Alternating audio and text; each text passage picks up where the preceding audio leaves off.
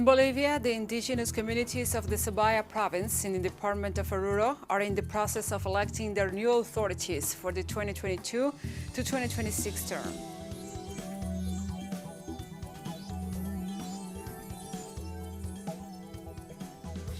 In Guatemala, a Mayan community was evicted from their ancestral land, also claimed by agribusiness company.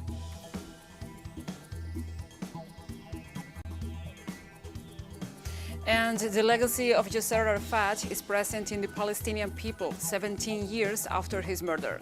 We have more in this news brief.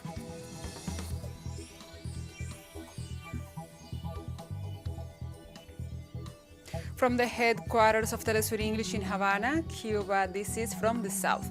I'm your anchor, Gladys Quesada, and these are the news today. In Bolivia, the indigenous communities of the Sabaya province in the department of ORURO are in the process of electing their new authorities for the 2022-2026 term.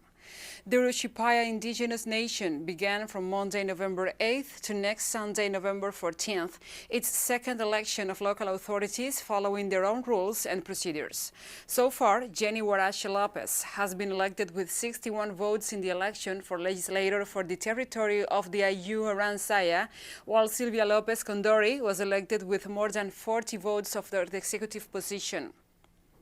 The procedure is supervised by the department's electoral court of ORURO. This is the second such election in its history after 2017. The Uruchipaya nation elects its representatives within the community, democracy recognized by the political constitution of the state, after the approval of the autonomous standard in 2016.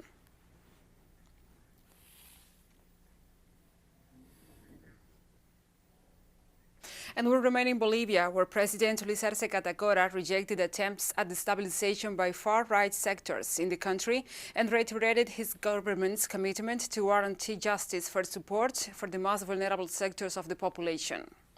Addressing Aymara indigenous communities in La Paz, Arce assured that a new coup will not be allowed, while calling supporters to defend the country from acts of destabilization and violence.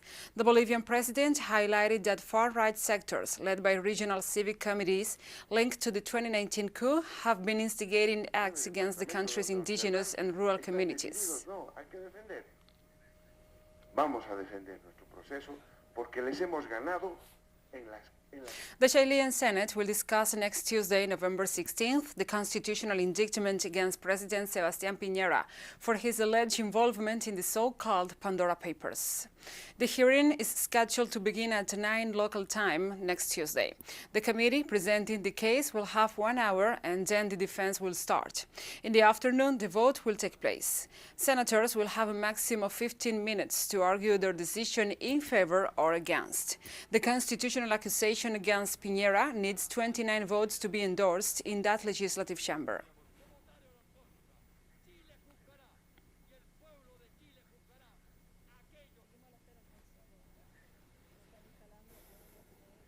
Eight Amazon countries, members of the Amazon Cooperation Treaty Organization, have launched the Amazon Regional Observatory, a reference center for information on the region. The observatory also deals with themes like biodiversity, species listed in the convention, forests, water resources, and indigenous people. Installed at Amazon Cooperation Treaty Organization headquarters, the observatory also promotes access to information produced by the 8 member countries: Bolivia, Brazil, Colombia, Ecuador, Guyana, Peru, Suriname, and Venezuela. It also fosters the flow and exchange of data among institutions, government authorities, the scientific and academic community, and the civil society in the Amazonian countries.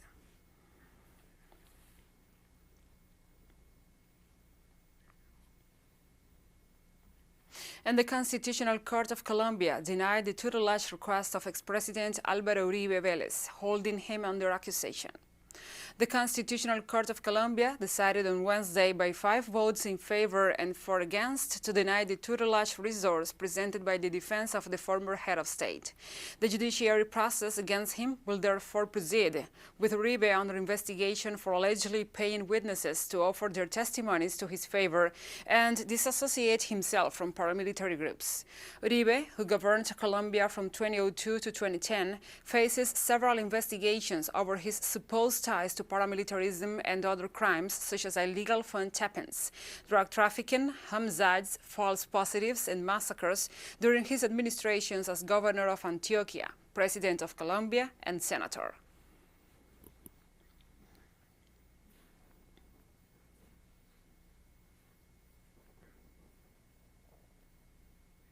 And the president of El Salvador, Nayib Bukele, has ordered the deployment of the armed forces to intervene with the national police after the increase of violence in the country.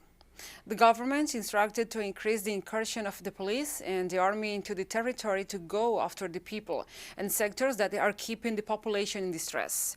The bodies carried out actions in the areas where the events have been recorded, which have resulted in at least 20 murders this Wednesday after recording 12 on the previous day, according to the police data. One of the latest events occurred on Wednesday night when a 20-year-old was attacked from a vehicle in the capital of the Central American country.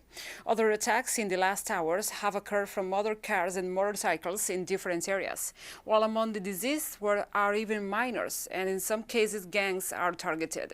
In this sense, the executive has advanced that it will take new actions to contain the escalation of violence and restore tranquility.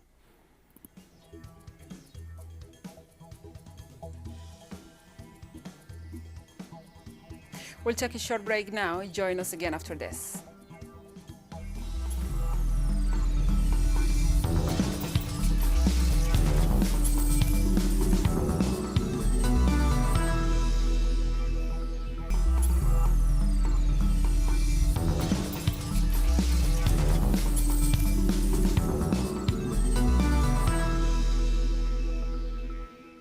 Welcome back. The conflict between landowners and indigenous communities continues in Guatemala. On Wednesday, a Mayan community was evicted from their ancestral land, also claimed by an agribusiness company. According to Telesur's correspondent in Guatemala, Santiago Boton, a peace judge of San Jerónimo, Baja Verapaz, ordered the mobilization of 2,000 police officers to evict indigenous Mayan Pocomchis from the rural communities of Baja Verapaz. The eviction, that turned violent as the police used tear gas canisters, came after landowner Byron Thomey and his company Agropecuaria Punashish previously filed a complaint for land invasion. Inhabitants claim that these are their ancestral communal lands where they have lived for generations. The Thomey family, coming from German settlers from the 1880s, took advantage of the Rufino regime policies and owned large coffee plantations on the expenses of plundering indigenous communities' lands.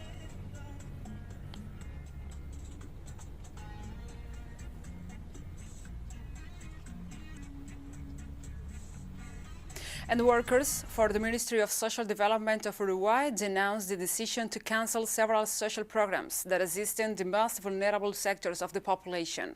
Our correspondent, Mateo Grille, brings us the details in the following report.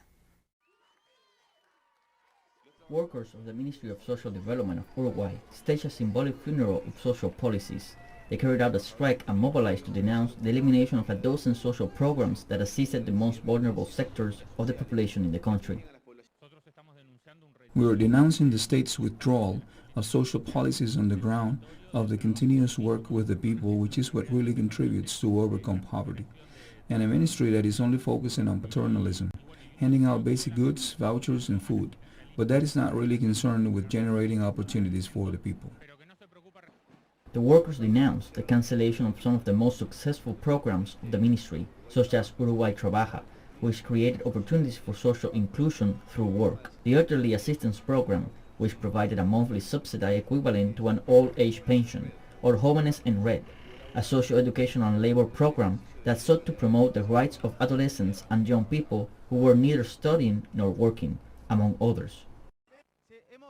During this year and a half of government, we have experienced the termination of programs that are extremely important for the welfare of citizens, especially those related to the support of families in vulnerable situations, the work with young people, the work of people who are dependent and disabled, but also a cutback in economic support, the disappearance of a ministry from a local community. In addition to the social impact of the termination of these programs, there are also short-term labor consequences. Hundreds of members of the technical staff at the Ministry of Development have already been dismissed, and others have been transferred to administrative jobs. There are many programs that have resulted in the dismissal of workers who become unemployed, and there are others whose tasks are in fact greatly reduced. Many of the tasks become simply administrative and not social work, which they were trained to do in the field with the population. Workers denounced that the authorities of the Ministry of Development opt for a clientelist and paternalist policy, to the detriment of real social policies for the development of the Uruguayan people. Since the government of Luis Lacalle Pou took office, poverty in Uruguay has increased by more than 30%. Destitution has doubled and unemployment has risen. In this scenario, which requires a greater state presence, the government has decided to terminate social assistance programs. Mateo Grille, Telesur, Montevideo, Uruguay. Thank you, Mateo, for your report. And now we move on to other topics. Former South African President Frederick Willem de Klerk, the last leader under apartheid and the key actor in the country's transition to democracy, has died. De Klerk was head of state between September 1989 and May 1994. He released South Africa's first black president, Nelson Mandela, from prison and helped negotiations during the transition process, ending a decades-long segregationist system that kept the country's white minority in power for generations. The former executive shared the Nobel Peace Prize with Mandela for helping to negotiate an end to apartheid, but in recent years came under harsh criticisms for his failure to account for the violence that underpinned the regime. A South African patriot who took some bold decision at a critical moment in our history. And I suspect that everybody would mourn the passing away of such a moment.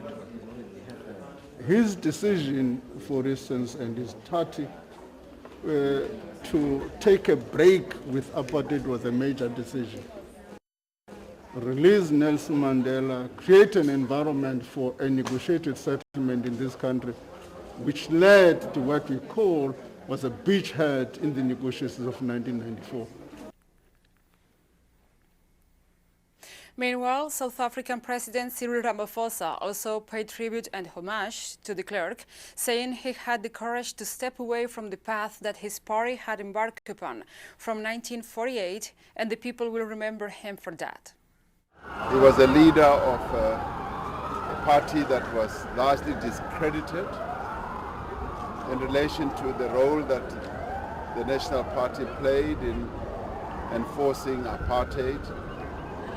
But he had the courage to step away from the path that his party that he led had embarked upon from 1948. And we will remember him for that. And we have more news coming up after a final short break, so stay with us.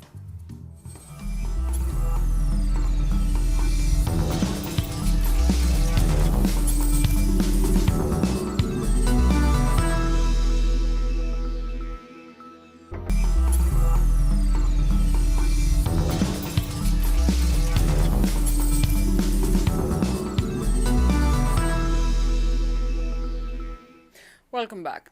The legacy of Yaser Arafat is present among the Palestinian people 17 years after his murder. This November 11th marks 17 years of the Palestinian leader's murder and the Nobel Peace Prize, Yaser Arafat, first president of Palestine. Arafat dies at age 75 in the military hospital of Percy, Paris, after 1 month of illness, supposedly due to polonium poisoning. His struggle for the liberation of the Palestinian people from the Zionist regime began in 1958, when he founded Fatah, a national liberation movement, and in 1964 established the Organization for the Liberation of Palestine. Resistance to the Zionist invasion and the search for a pacific solution to the conflict were main quests in the Arafat's faith. Today I come bearing an olive branch in one hand and the weapon of a freedom fighter in the other. Don't let the olive branch fall out of my hand. I repeat, don't let the olive branch fall out of my hand. Now we move on to other topics. On Thursday, at least 11 people died and another 13 were injured after an armed attack in Bazaar in Nigeria. Chief of Police of Katsina State, Gamboiza, explained that armed men were reported in the incident when They opened fire against citizens in the area of the Badsari local government. This resulted in 11 deaths and 13 injuries, as well as several homes destroyed. Local authorities informed that the injured people were quickly moved to the nearest health center, while a police investigation was conducted in the area to see out the terrain conditions.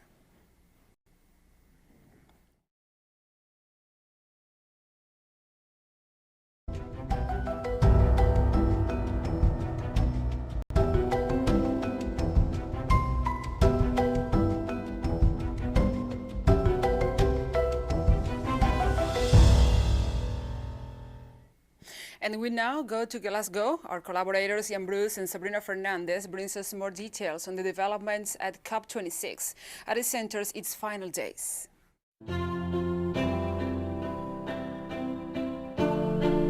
Hello and welcome to the COP26 Coalition in Glasgow. I'm Sabrina Fernandez. And I'm Ian Bruce, and this is Inside Outside, your daily look at what's going on inside the COP26 and outside in the struggle for climate justice. Wednesday, the 10th of November, was the last day of the People's Summit and the anti-penultimate day of the COP26 itself, the moment when the UK presidency published the draft text of a so-called agreement. That didn't impress these protesters much, still out on the streets of Glasgow. This action, organised by Extinction Rebellion, was targeting JP Morgan, the dirtiest bank on the planet, and demanding it stop financing fossil fuels. And this was Storm, the goddess of the sea, made out of recycled plastic, who's walked all around Scotland to raise awareness of the environmental crisis.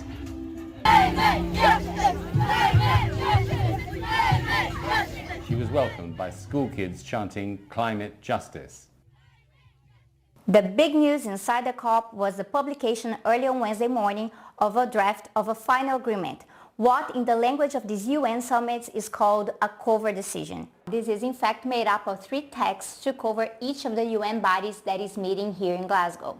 And it's not really an agreement at all, more of a political statement, a long wish list of things the UK presidency wants countries to agree are necessary and urgent, but with little or nothing in the way of concrete steps to achieve them. We spoke to 2 founders of the COP26 coalition who've been following this process for many years on the inside and the outside. They are Mary Church from Friends of the Earth Scotland and Dorothy Guerrero of Global Justice Now. So what did they make of the draft text? So what we're seeing with these texts that have come out in the early hours of this morning is that they're really stripped of all references to equity. So those principles of common but differentiated responsibility that are enshrined in the UNFCCC, enshrined in the convention, what we're seeing is a splitting of the mitigation actions and the finance actions. We've also seen language creep into these texts around a global goal for net zero. Now this is really worrying. It's not in the Paris Agreement. It erodes the equity that exists within the Paris Agreement.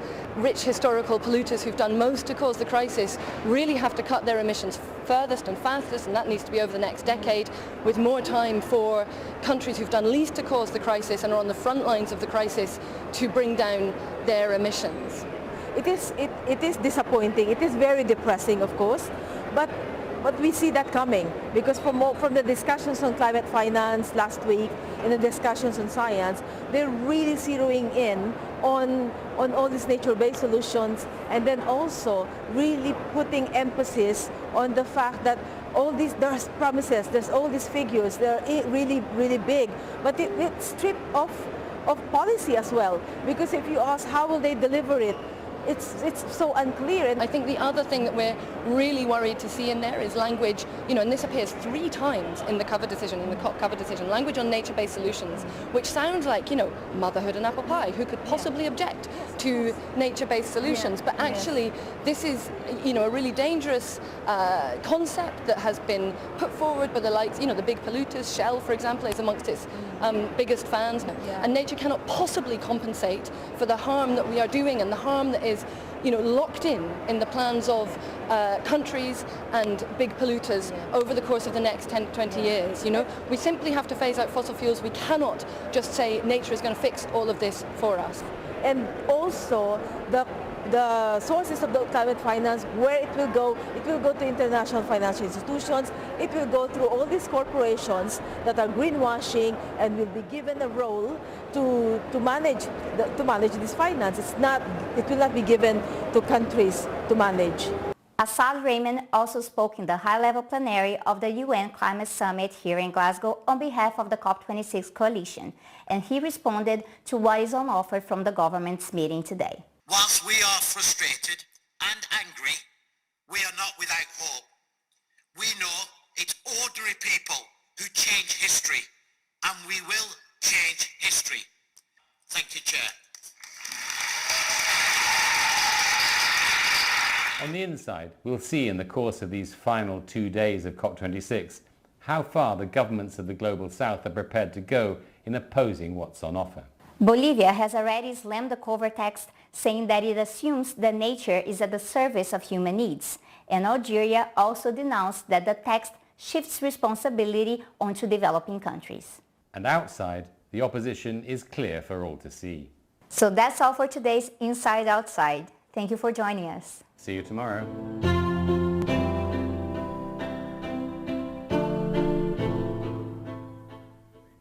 Thank you, Ian and Sabrina, for this report, and we have come to the end of this news brief.